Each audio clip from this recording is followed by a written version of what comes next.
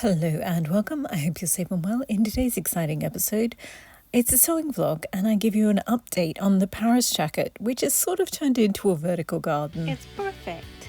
Perfect, perfect, perfect. Perfect jacket.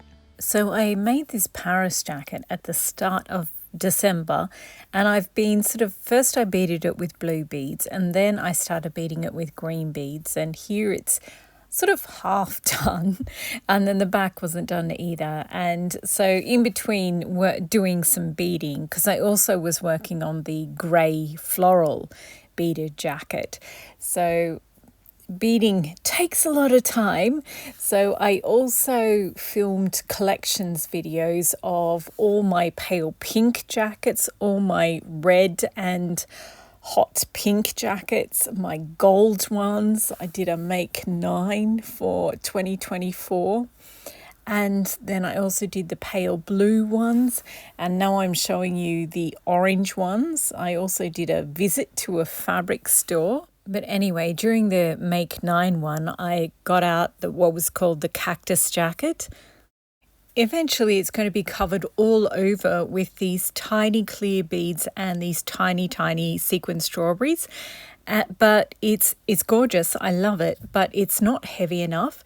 So I was thinking on the cuffs and the hem, I'll hang down strings of the seed beads and the little strawberry beads, and sort of like a pea, one of those succulent pea plants. But it's a bit tricky doing it with glass beads and sequins. So I thought with this Paris jacket that I'm working on, I would just do a simplified version to try it out. And then if it works on the Paris, like work out the kinks on the Paris jacket, and then with easier beads to use, and then if once I've worked out how to do it properly, then I'll do it on the cactus jacket. So yeah, while I was I did a little bit before I did the green video of my pale green and bright green jackets. I'm gonna end up doing, so here it is, and it's working pretty well. I think I need more variation. If you want to know how to do this type of beading, there's a link in the description box below to my beading tutorial video, and it's got like 11 different types of beading, and I think the last one is the Kandinsky jacket, which is this type of beading. But essentially what you do is a string of long beads, a string of short beads, a string of long beads, a string of short beads. You can't do all long strings, and it kind of, you would use too many beads and it would be too heavy anyway. But so it sort of gives you bulk to do every second one short, but it also keeps the piece balanced, and it's just the strongest way to do it.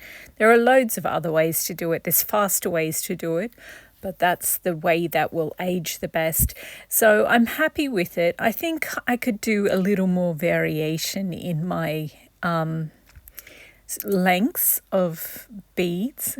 So I might do that next time. And this is me just showing you a glimpse at all the bright green and pale green jackets. Some of them are yet to be beaded. Oh, I love this one. It's so cute. But I'm going to do a separate video for my dark green jackets, and then a third video for my khaki and olive ones, just because I have so many greens, so I've divided them into 3. Anyway, so I thought I would show you the back of this Paris jacket, so that I can show you the beading that I did today, because this is what the back looks like. So it's sort of a vertical garden, but it's about to get a whole lot more overgrown. So then I undid the sides and laid it flat again on the bench. So this is the actual back of the jacket. And when you stitch them on, you sort of have to flick them upside down to get them out of the way to keep beading. So it's a little hard to tell what it's going to look like. But yeah, this is me. So I'm starting pretty methodically, going from one side right to the other, and I'm just using this. I had this bag of these beads. Oh, and here we are on the front. So I actually did the front first, and yeah, I sort of did the along the side and up a bit, and then along the bottom, but I still hadn't done the front center seam or the neckline.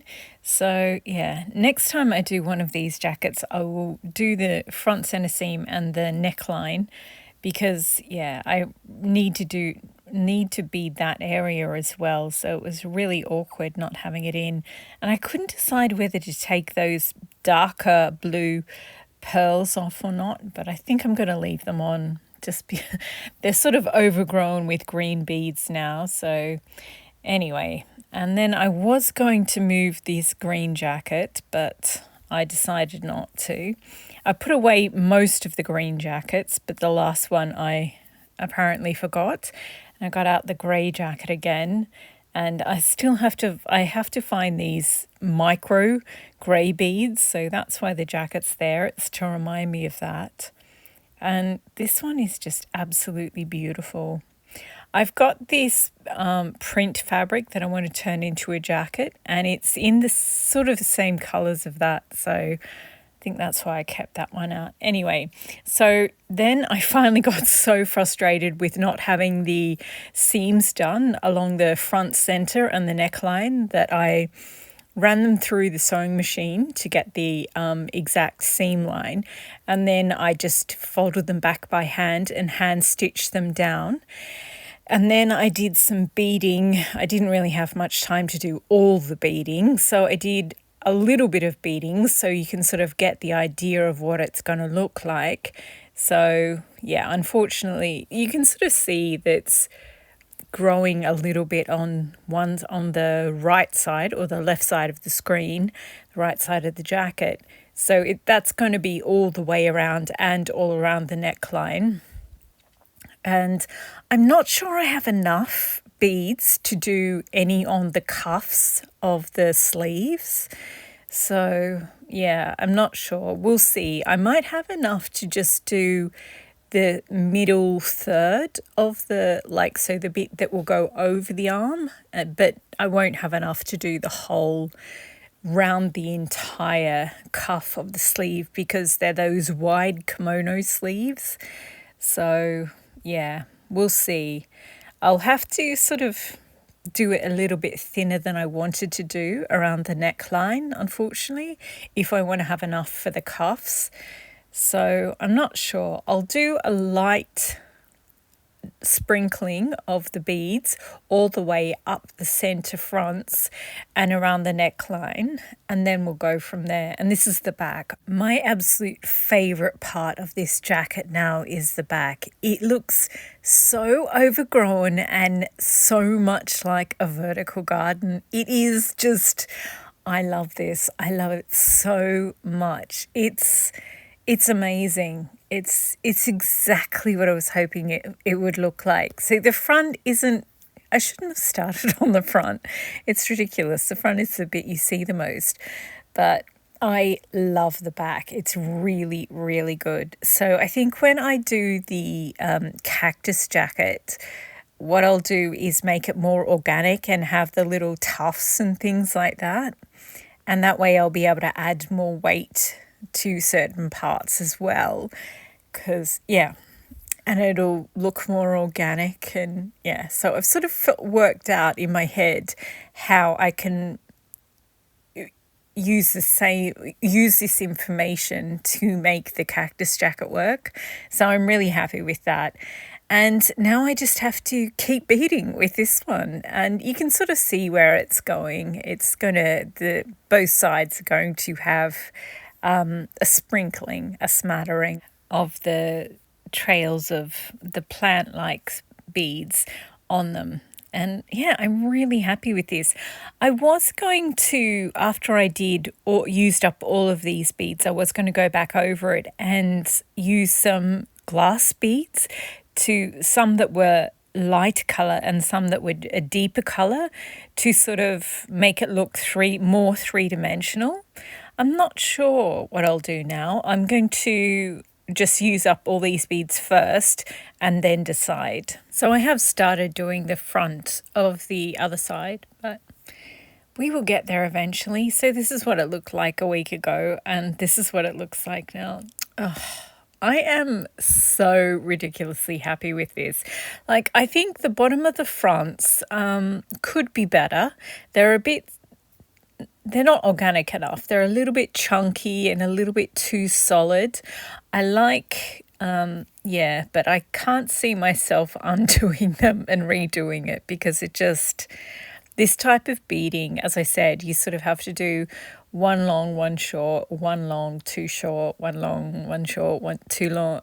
So just to keep the whole thing sort of the weight balanced. So it's very, very labor intensive, but to make it look organic, the more organic you want it to look, the longer it takes. And so I think I might just leave the front the way it is or overlay a few different color greens.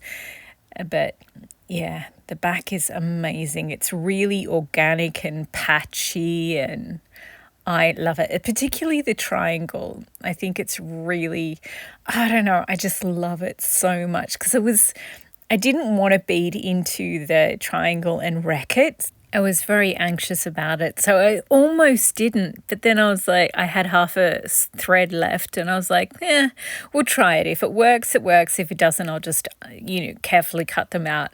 And the first couple, I was like, oh, this is going to look amazing. So I'm really glad I did it. I'm not going to do it to the triangle on the side. I might just do, the other side doesn't have a triangle on it, so I might just do bits of hanging bit from that side, and that way they'll both have a certain amount of weight, equal weights on the sleeves, but they'll be different. Anyway, that's what I've been working on. It's not your average, not your usual jacket, but it's been really, really interesting to work on because this jacket is growing. It's very different than I thought it would be. Because at the start of the month, I did a bead haul. Well, I just showed part of my bead collection. There were all these apricot and orange beads, and I happened to put them on this blue fabric. And I was like, I'm going to make it up into a jacket, and I'm going to put the apricot and orange beads on it. And I did try that, but they did not look good.